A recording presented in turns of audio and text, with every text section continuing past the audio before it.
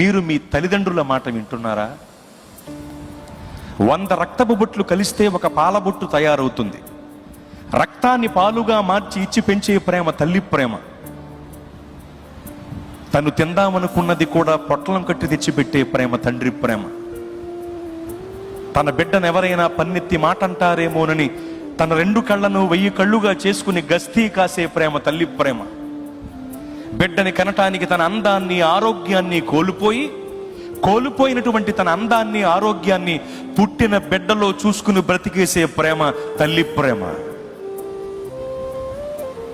తనకంటే తన బిడ్డ ఉన్నత స్థాయికి వెళ్ళాలని ఆశించి తను 10 మెట్లు ఎక్కితే 11వ మెట్టు నుండి బిడ్డలను ఎక్కించే ప్రేమ తండ్రి ప్రేమ. దేవుని ప్రేమ తరువాత చెప్పుకోదగ్గ ప్రేమలు ఏమైనా ఉన్నాయి అంటే అవి తల్లిదండ్రుల ప్రేమలు. తను తిందామనుకున్నది కూడా పొట్లం కట్టి తెచ్చిపెట్టే ప్రేమ తండ్రి ప్రేమ.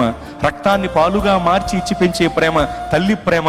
మన కొరకు రక్తమంతా కార్చిన ప్రేమ యేసు ప్రేమ.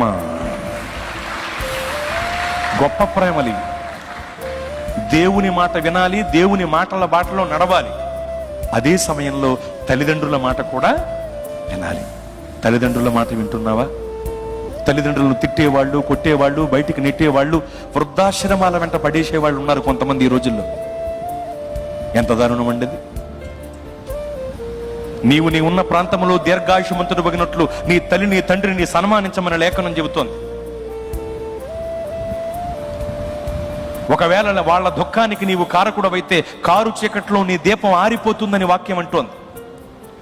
తల్లిదండ్రులను ఎలా గౌరవించాలో, తల్లిదండ్రులను ఎంత బాగా చూసుకోవాలో, తల్లిదండ్రులను ఎలా సన్మానించాలో సుస్పష్టంగా తెలియపరిచే గ్రంథం బైబిల్ గ్రంథం.